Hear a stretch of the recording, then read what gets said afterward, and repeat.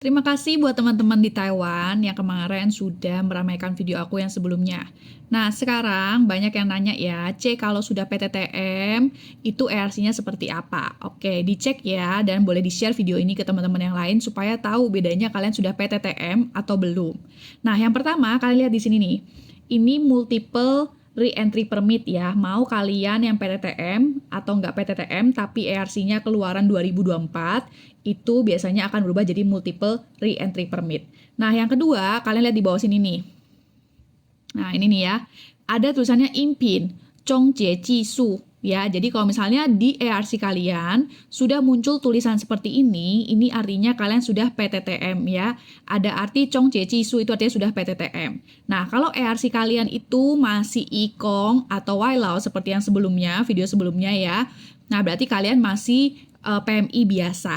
Nah, banyak yang tanya juga, C, kenapa aku sudah ERC keluaran 2024 tapi kok belum multiple re-entry permit? Nah, ERC keluaran 2024 itu adalah dokumen yang masuknya setelah 1 Januari 2024.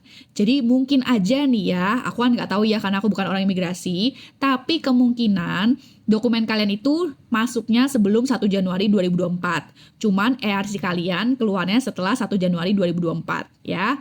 Nah, atau mungkin juga nih, karena kan ini baru programnya 2024. Mungkin belum semuanya merata sudah dapat multiple re-entry permit. Tapi kalau misalnya nanti kalian perpanjang kontrak atau misalnya kalian ganti ERC, pasti akan berubah jadi multiple re-entry permit ya. Nah, menjawab juga pertanyaan yang lainnya tentang BPJS Ketenagakerjaan. Nanti kalau video ini rame ya, aku akan kasih tahu tutorialnya gimana caranya daftar BPJS Ketenagakerjaan. Sebenarnya banyak kok teman-teman PMI yang sudah bisa daftar mandiri ya.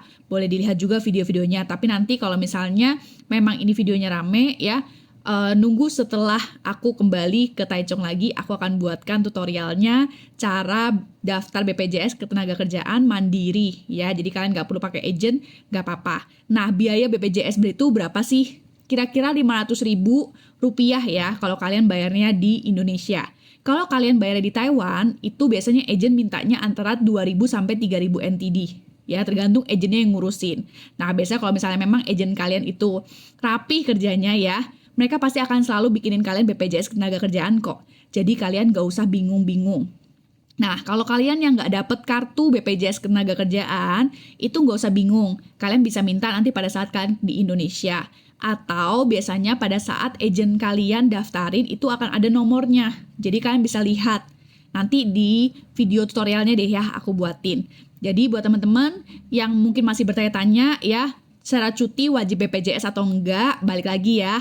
Sebenarnya hoki-hokian, karena di Indonesia juga hoki-hokian sih.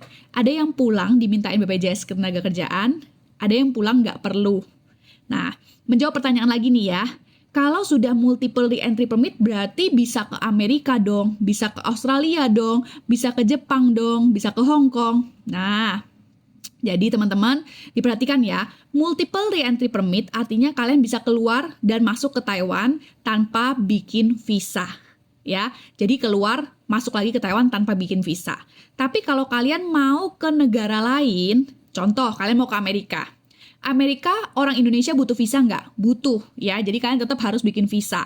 Yang kedua Jepang, ya meskipun ada yang pakai visa waiver Jepang, kalau kalian sudah e-paspor nggak perlu, tapi biasanya PMI kebanyakan ya, itu belum e-paspor, jadi kalian tetap harus bikin visa Jepang.